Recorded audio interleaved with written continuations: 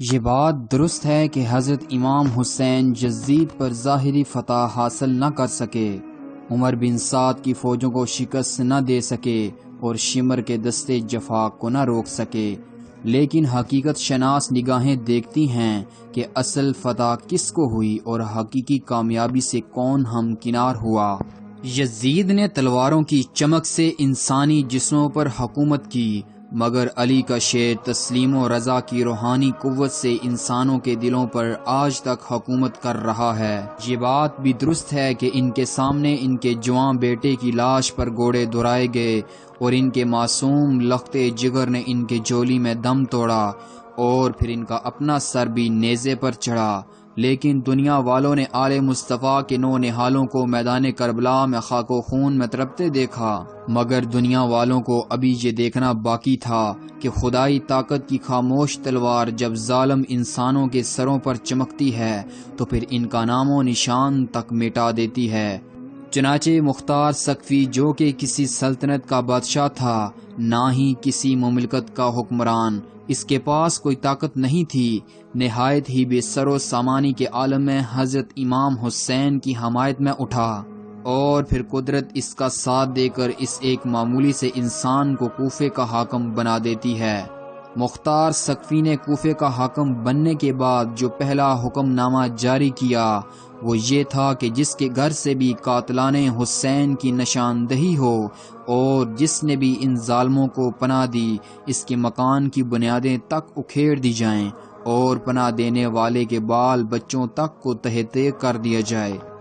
خدا کی شان بے نیازی کا تماشا تو دیکھیے کہ آج سے کچھ زمانے پہلے جس کوفہ میں ابن زیاد نے یہ اعلان کروایا تھا کہ جس گھر سے حضرت مسلم اور ان کے بچوں کی اطلاع ملے گی اس گھر کو مسمار کر دیا جائے گا، اور آج اسی کوفہ میں مختار سقفی کا یہ اعلان ہوتا ہے کہ جس نے بھی قاتلان حسین کو پناہ دی اس کی گردن اڑا دی جائے گی۔ وہ کوفے والے کہ جنہوں نے امام پاک سے دھوکہ کیا، دغا بازی کی اور بے ایمانی کی، آج مختار کے اس خوفناک اعلان سے کانپ گئے اور میدان کربلا میں ظلم و ستم کرنے والے پہاڑوں میں اور جنگلوں میں چھپنے لگے، مگر شاید وہ یہ بات نہیں جانتے تھے کہ جب قہر الہی کروٹ لیتی ہے تو پھر قوم لوط کو صفحہ ہستی سے مٹا دیتی ہے۔ مختار کی فوج نے ہر طرف تلاش شروع کر دی، پھر کسی کو تہخانے سے اور کسی کو جنگل سے پکڑ کر شام سے پہلے تمام قاتلان حسین کو مختار سقفی کے سامنے پیش کیا گیا۔ سب سے پہلے عمر بن سعد کی باری آئی۔ عمر بن سعد کو دیکھ کر مختار کی آنکھوں میں خون اتر آیا اور وہ گرج کر بولا کہ اے دنیا کے ذلیل کتے، بتا کہ تجھے کون سی سزا دوں کہ جس سے میرے اور مسلمانوں کے دلوں کی وہ آگ ٹھنڈی ہو جائے جو تیرے ناپاک ہاتھوں نے کربلا کے میدان میں لگائی۔ عمر بن سعد نے ہاتھ جوڑ کر التجا کی کہ میں بے قصور ہوں اور میں یزید اور ابن زیاد کے حکم کے آگے مجبور تھا، لہٰذا مجھ پر رحم کیا جائے۔ مختار عمر بن سعد کی اس گفتگو سے بڑک اٹھا اور کہنے لگا کہ میرے آقا حسین کتنے بڑے بہادر تھے کہ جنہوں نے اپنی آنکھوں سے تمہارے ظلم کو دیکھا، پھر بھی انہوں نے تمہارے آگے رحم کی درخواست نہیں کی۔ پھر انہوں نے حکم دیا کہ اس کے بیٹے کو سامنے لایا جائے۔ عمر بن سعد کے سامنے اس کے بیٹے کی گردن تن سے جدا کر دی گئی تاکہ اس ظالم عمر بن سعد کو معلوم ہو جائے کہ اکبر کی لاش کو تڑپتا دیکھ کر امام حسین کے دل پر کیا گزری ہوگی۔ عمر بن سعد کے بیٹے کی لاش اس کی آنکھوں کے سامنے تڑپنے لگی۔ عمر بن سعد رحم کی دہائی کرتا رہا کہ جلاد نے تلوار سے اس کا سر بھی اڑا دیا۔ عمر بن سعد کو اس ظلم و ستم کی سزا دینے کے بعد مختار نے شمر سے کہا، کیا تو ہی وہ بدبخت انسان ہے کہ جس نے نواسہ رسول صلی اللہ علیہ وآلہ وسلم کی مبارک چھاتی پر چڑھ کر گلے پر خنجر چلایا تھا؟ میرے سامنے وہ ناپاک ہاتھ کر کہ جس سے تو نے خنجر چلایا تھا۔ شمر رونے لگا اور کہنے لگا کہ مجھے عمر بن سعد نے مجبور کیا تھا۔ مختار نے ڈانٹ کر کہا، تجھے شرم آنی چاہیے کہ فاطمہ کے لال نے مسکرا کر جان دی اور تو چلا رہا ہے۔ شمر نے پھر درخواست کی کہ میں بہت پیاسا ہوں۔ چنانچہ مختار نے جواب دیا کہ اے ذلیل کتے، کیا تو نے جگر گوشے بطول کو خنجر چلانے سے پہلے پانی پلایا تھا جو آج مجھ سے پانی مانگ رہا ہے؟ شمر نے ہاتھ آگے کیے، مختار نے تلوار ماری اور شمر کے دونوں ہاتھ زمین پر تھے۔ پھر مختار نے شمر کے گلے پر خود خنجر چلا کر اس کو جہنم واصل کر دیا۔ شمر کو اس کے کیے کی سزا دینے کے بعد مختار نے ہرملہ سے کہا کہ کیا تو ہی وہ شکی القلب انسان ہے جس نے امام پاک کی جولی میں معصوم اصغر کے حلق میں تیر مارا تھا؟ مختار نے سامنے کھڑے ہونے کا حکم دیا اور پھر فوجیوں کو حکم دیا کہ اس پر تیروں کی بارش کی جائے۔ چنانچہ آخری تیر اس کے حلق سے آر پار ہو گیا۔ ہرملہ کی لاش ابھی زمین پر تڑپ رہی تھی کہ خولی کو لایا گیا۔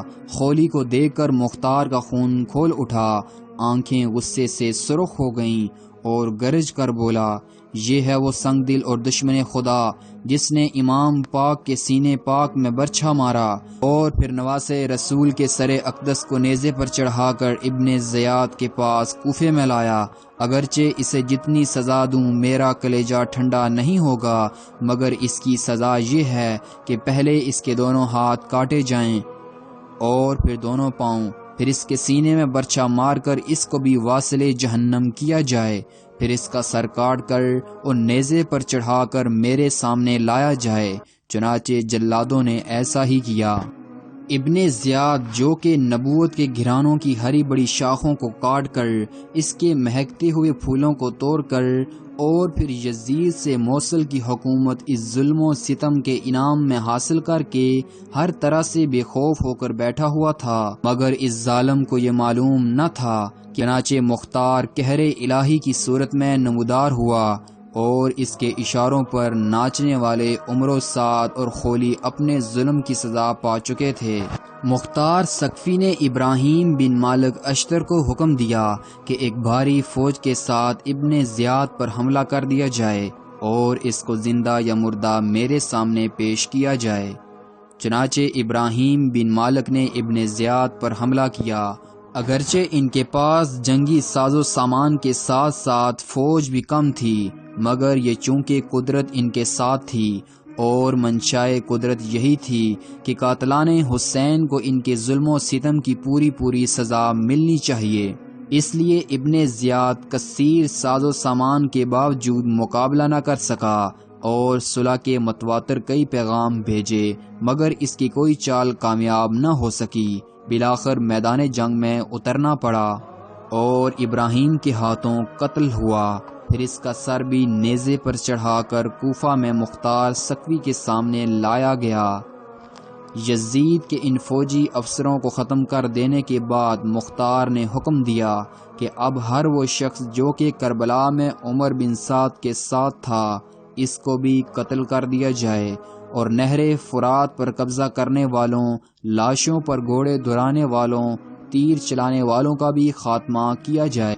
جب مختار تمام دشمنان اہل بیت اور قاتلان امام حسین کو واصل جہنم کر چکا تو کہنے لگا کہ ان کی ان سزاؤں سے میری آگ نہیں بجھتی، یہ تو میں نے صرف اپنا فرض ادا کیا ہے۔ اہل بیت کو بھوکا پیاسا شہید کرنے کے بعد آخر یزید پر بھی وہ وقت آ ہی گیا جس سے کوئی بادشاہ نہ بچ سکا۔ چونکہ یہ درد ظلم کی سزا کے عوض تھا، اس لیے عذاب الہی بن گیا۔ 3 دن اور 3 راتیں بستر مرگ پر تڑپتا رہا۔ پانی کا قطرہ منہ میں ڈالا جاتا تو وہ بھی تیر بن کر حلق میں اترتا۔ آخر 3 دن اس عذاب میں مبتلا رہنے کے بعد بھوکا پیاسا ایڑیاں رگڑ رگڑ کر اور سر پٹک پٹک کر مارا گیا۔